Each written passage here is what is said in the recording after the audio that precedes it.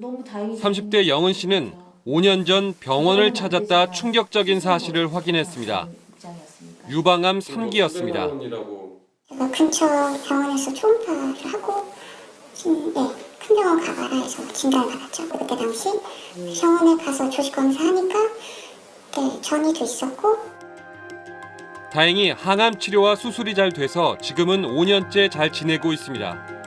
부작용 없이 암세포만 쫓아가 죽이는 표적 항암제 퍼제타라는 신약 덕분이었습니다.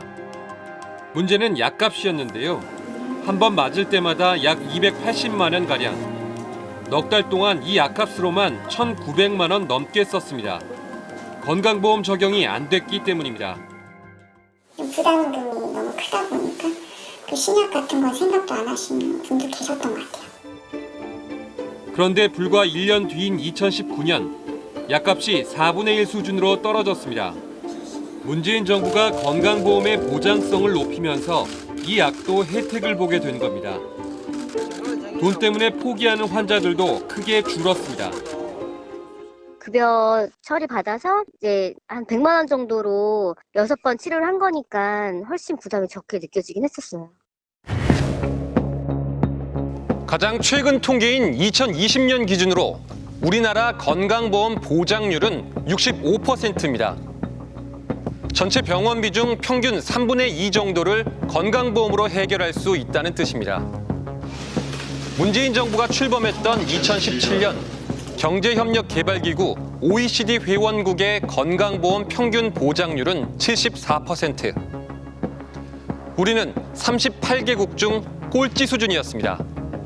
당시 정부는 보장률을 70%까지 높이겠다고 했습니다. 이른바 문재인 케어로 불렸던 보장 확대 정책이었습니다. 아픈 것도 서러운데 돈이 없어서 치료를 못 받는 것은 피눈물이 나는 일입니다. 아픈데도 돈이 없어서 치료를 제대로 못 받는 일이 없도록 하겠습니다. 그런데 현 정부는 이 문재인 케어를 버리겠다고 합니다. 다른 나라와 비교해도 턱없이 낮은 건강보험의 보장성을 약화시키겠다는 겁니다. 지난달 열린 국무회의. 국민 혈세를 낭비하는 인기 영합적 포퓰리즘 정책은 재정을 파탄시켜 건강보험제도의 근간을 해치고 결국 국민에게 커다란 희생을 강요하게 되어 있습니다. 윤석열 대통령이 직접 나서 인기 영합, 재정 파탄 등의 거친 표현으로 문재인 케어 폐기를 선언했습니다. 지난 5년간 보장성 강화에 20조 원을 넘게 쏟아 부었지만 정부가 의료 남용과 건강보험 무임승차를 방치하면서 대다수 국민에게 그 부담이 전가되고 있습니다. 새해 들어선 속도를 내라고 독려합니다. 건강보험제도의 정상화, 국가보조금 관리체계의 전면 재정비 역시 속도감 있게 추진해 가야 합니다. 정부는 이미 큰 틀의 방향 전환을 예고했습니다. 지난달 보건복지부가 내놓은 자료를 볼까요? 적정하게 이용 중인 건강보험 혜택은 유지하되 지속 가능성을 확보할 수 있도록 재정 효율화를 추진한다고 돼 있습니다. 보장성 강화 항목과 계획을 재점검하겠다는 대목도 눈에 띄는데요. 이러한 정책은 의료 접근성 향상이라는 순기능도 있었지만 불필요한 의료 남용과 같은 부작용도 초래하여 건강보험 재정에 큰 부담으로 작용하고 있습니다. 그러니까 너무 많이 보장해줘서 건보 재정이 위기라는 건데요. 현행 건강보험이 뭘 얼마나 보장해주는지 살펴보겠습니다. 문재인 케어로 혜택이 늘어난 대표 사례, 바로 MRI로 불리는 자기공명 영상 촬영과 초음파 검사였죠. 특히 MRI는 한 번 찍을 때마다 보통 수십만 원씩 내야 했는데요. 뇌경색과 알츠하이머 등을 진단하는 뇌 MRI의 경우 동네 병원에선 38만 원 하던 게 9만 원, 상급 종합병원에선 66만 원에서 17만 원으로 환자 부담이 대폭 감소했습니다. 국민들이 자기 호주머니에서 내야 되는 외국에 비하면 더 많은 진료비를 부담해야 되는 상황이니까 국민들의 진료비 부담을 줄여주고 가난한 사람이라도 병원비가 없어서 진료를 못 받는 일을 없게 하겠다라고 하는 의의가 있죠. 입원비 부담도 크게 줄었는데요. 건강보험 적용 병실이 4인 이상에서 2인 이상으로 확대됐고 일반 진료보다 최대 50% 비쌌던 선택 진료는 폐지됐습니다. 또 난임 시술과 노인 치매, 임플란트 지원 확대와 아동 입원비 감면 등 문재인 케어로 병원비 부담이 줄어든 항목이 1,300가지에 이릅니다. 그 전 정부에서는 암, 그다음에 심장, 뇌, 희귀난치 이렇게 4개 질환 외에는 혜택을 받지 못했어요. 근데 지금은 그게 아니라 어떤 질환에 걸리던 본인 부담 상한제 적용을 다 받을 수가 있으니까 실제로는 의료비 부담의 혜택을 거의 대부분 다 받을 수가 있는 거죠. 그렇다면 앞으로는 어떤 혜택이 줄어든다는 걸까요? 아직 구체적인 방안은 나오지 않았습니다. 다만 정부가 내놓은 몇 가지 사례를 통해 방향성을 짐작해 볼 수 있는데요. 이전 정부의 계획에 따르면 MRI는 어깨와 무릎, 목 디스크 진단까지 건강보험이 확대될 예정이었는데 이것부터 취소될 것으로 보입니다. 항암제 같은 값비싼 주사제와 먹는 약도 급여 적용 여부가 재검토 대상입니다. 의학적 필요도 기반으로 급여 기준을 재점검하고자 합니다. 보다 좀 면밀하게 검토해서 꼭 필요한 그런 항목 중심으로 급여를 추진하겠습니다. 암을 포함한 중증, 희귀 질환자에게 치료비의 90에서 95%를 지원하는 산정특례 제도 역시 손질됩니다. 보장성을 축소하겠다고 선언한 정부는 처음입니다. 그러면 다시 이게 비급여 시장이 늘어날 수 있고요. 지금 뭐 각종 검사나 이런 것들이 비급여에서 급여로 들어오는 로드맵이 있어요. 보장성 강화 로드맵. 그게 지금 멈춘다고요. 의료비가 일정 수준을 넘어가면 개인이 낸 돈을 돌려주는 본인 부담 상한제. 하지만 노년 백내장과 당뇨, 급성 인두염, 편도염 등 105개 경증 질환자는 앞으로 종합병원에서 외래 진료를 받을 때 본인 부담 상한제 대상에서 제외됩니다. 저소득층한테는 굉장히 가혹하게 될 수가 있어요. 그러니까 쉽게 말해서 많이 이용하는 사람들한테는 이제 본인 부담 높이겠다 이런 방향성으로 보여지거든요. 환자들은 걱정이 많습니다. 어릴 때부터 중증 아토피에 시달려온 정원희 씨. 증상이 심해져 지난 2017년 생업까지 그만뒀습니다. 직물 때문에 옷을 입을 수가 없어요. 그냥 그 전신이 이렇거든요. 얼굴부터 발끝까지 전신이 이러다 보니까 그 가려움이 아침부터 저녁까지 하루 종일 저를 전신이 다 괴롭히니까 안 보이는 고통이죠 사실. 그래서 되게 외로운 병이거든요. 30년째 값싼 스테로이드에 의지하다 보니 온몸이 타들어가는 듯한 부작용도 갈수록 심해졌습니다. 그러다 2018년부터 희망이 생겼는데요. 당시로선 유일한 중증 아토피 치료제인 듀피젠트가 국내에 도입됐던 겁니다. 이 약을 쓰고 몸을 회복한 덕에 원래 하던 디자이너 일은 물론 아토피 환자들을 위한 유튜브 방송도 시작했습니다. 하지만 한 달에 2번 주사제 약값만 182만 원. 부부 월급만으로는 감당이 안 됐습니다. 결국 약을 포기할까 생각까지 했는데 지난 2021년 이 약이 건보 급여 대상에 포함됐습니다. 이 약으로 인해서 내 삶이 달라지고 삶의 질이 바뀌고 이렇게 되면 그냥 사람 하나가 완전히 바뀌는 거잖아요. 그렇기 때문에 이 약이 주는 그 보험의 의미가 굉장히 크죠. 삶이 바뀌어요. 최근 건강보험 적용 대상이 줄어들 거란 소식에 다시 걱정이 커졌는데요. 평생 동안 1년에 2천만 원을 어떻게 내가면서 이걸 할 수 있겠어요? 그럴 바에 차라리 안 맞고 포기하는 게 낫죠.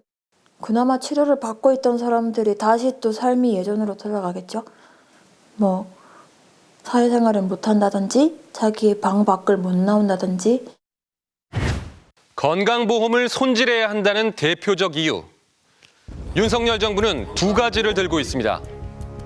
과잉 진료와 그에 따른 재정 파탄 때문이란 겁니다. 지출 급증과 재정 누수로 인하여 건강보험 수지는 내년에 적자로 전환될 것으로 전망됩니다.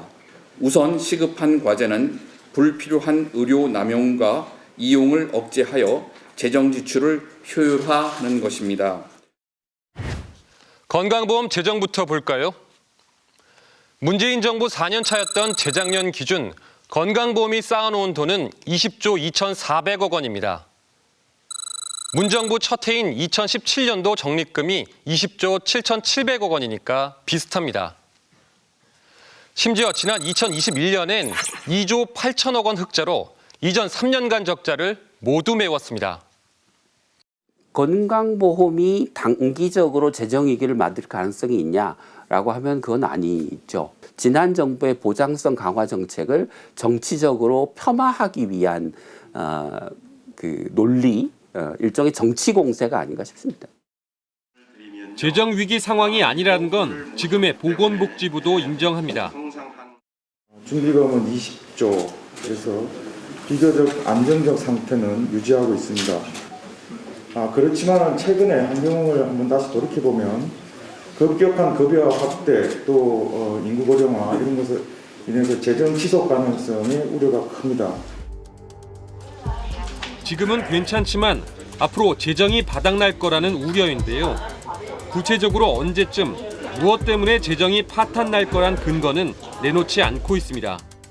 이번 공청회 때는 뭐 재정 전망 저희가 따로 발표하거나 뭐 그러지는 않았어요. 재정 추계가 가정이나 이런 것에 따라서 많이 달라지기 때문에. 이렇게 근거도 없는 재정 파탄의 원인. 현 정부는 문재인 케어에 따른 과잉 진료 탓이라고 합니다. 특히 MRI와 초음파 검사 비용이 3년 만에 1조 8천억 원으로 10배가량 늘어났다고 강조했는데요. 이상이 없거나 수술이나 치료 기록이 없는 환자들까지 과도하게 MRI와 초음파 검사를 했다는 겁니다. 과다 이용하는 그런 사례들이 많이 발생했습니다. 예를 들면 동일 일자에 불필요한 여러 부의 초음파를 촬영하는 그런. 정부는 일부 극단적 사례를 제시하기도 했는데요. 1년간 2,050번이나 병원에 간 환자 단 한 명을 보도자료에 적어놓은 겁니다. 그러면서 이른바 의료 쇼핑을 뿌리 뽑겠다고 합니다. 한 해 평균 하루 한 번 이상 외래 진료를 받는 환자를 과다 이용자로 지정하고 이 경우 건강보험이 적용되는 진료라도 치료비의 90%를 본인이 내도록 할 예정입니다. 일부에서 남용이 일어난다고 보장성 강화 자체를 후퇴시키고 건강보험을 적용해 주던 거를 그냥 비급여로 전환해서 환자가 진료비를 전액 본인 부담하도록 하는 방식은 바람직한 방식이 아니죠. 감사원은 현 정부 출범 2달 만인 작년 7월 문재인 케어 감사 결과를 발표했습니다. 일부 초음파와 MRI를 조사한 결과 급여 기준을 위반한 걸로 의심되는 액수가 1,600억 원으로 추산됐습니다. 하지만 감사원조차 그 원인을 과잉 진료가 아니라 정부의 부실 심사로 판단했습니다. 모럴 해저드가 있다라고 하면 그것은 어떤 정부, 어떤 정책에서건 반드시 통제해야 되는 것이죠. 정부가 봐야 될 것은 횟수나 빈도가 아니라 과잉 진료나 과소 진료 때문에 환자의 건강 위해가 발생한 것, 그것을 좀 신중하게 봐야 되는 것. 정부의 계획대로 건강보험의 보장이 줄어들면 어떤 상황이 우리 눈앞에 펼쳐질까요? 보험 혜택을 받을 수 없고 정부 관리에서도 자유로운 비급여 항목이 늘어나니까 일부 병원과 민간 보험사의 돈벌이에 호재가 될 겁니다. 결국 전체 진료비가 늘고 과잉 진료가 오히려 활발해질 수 있습니다. 얻을 수 있는 이익은 비급여를 많이 하는 의료기관이 유리해지는 것밖에 없잖아요. 그러니까 결국 민간 보험회사와 민간 의료 공급자 이쪽이 이제 엄청 활성화되는 거죠. 그러니까 훨씬 더 우리가 돈을 많이 내야 되는 구조라는 거고 그 돈의 효율적인 관리도 떨어질 수밖에 없죠. 전문가들은 정부가 근본적인 문제를 놓치고 있다고 지적합니다. 우선 과도하게 많은 입원 시설. 우리나라 병상 수는 인구 1000명당 12.4개로 일본과 함께 OECD 국가 중 최다 수준입니다. 평균의 3배에 육박할 정도입니다. 불필요한 환자들까지 입원시켜 보험 재정을 축내는 경우가 많다는 겁니다. 병원이 병상을 늘리면 무조건 그만큼 행위를 더 늘릴 수 있고 환자를 더 받을 수 있잖아요. 그래서 병상 계속 늘리는 거죠. 정보 불균등성이 너무 심해가지고 공급하는 쪽에서 결정하는 거거든요. 동네 의원에 가면 될 환자들까지 종합병원으로 몰리는 것도 문제입니다. 의료 전달 체계가 지금 무너져 있어서 단순한 고혈압 당뇨병 환자들이 대학병원에 가고 거꾸로 암 환자들이 동네에 있는 작은 병원에 가고 그렇게 해서 생기는 재정의 누수도 수조 원에 해당할 걸로 예상이 되고요. 더욱이 정부는 해마다 예산으로 건강보험료를 지원해야 합니다. 법률로 명시돼 있습니다. 그러나 최근 15년 동안 정부가 덜 낸 예산은 32조 원에 달할 것으로 추정됩니다. 외국에서는 대부분 보험료를 이제 올리는 것이 아니라 국고 지원을 많이 늘리는 방향으로 다 개편하고 있는데 유독 이 나라 재정 당국만 거의 20년 동안 국고 지원 금액을 단 1포인트도 안 늘렸을 뿐만 아니라 그것조차도 매년 안 넣어가지고